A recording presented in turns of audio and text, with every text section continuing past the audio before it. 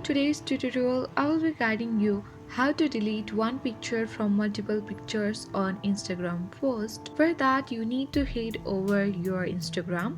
Make sure to sign in on your Instagram account.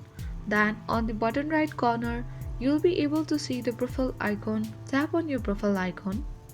This will let you access on your profile page of Instagram. When you scroll down, here you'll be able to see the post that I have uploaded on Instagram. So on the third post, just tap on that and here you'll be able to see that I have posted multiple pictures on the Instagram. So how can we delete one picture from this multiple pictures on the Instagram post is on this post there is three dotted line on the upper right corner. Tap on that.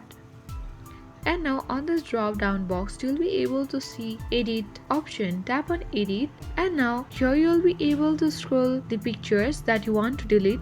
Suppose I want to delete this picture, then on the upper left corner you'll be able to see the delete icon. Tap on delete and now tap on delete. So you'll be able to restore this media from settings account recently deleted within 30 days. After that it will be permanently deleted. So tap on delete.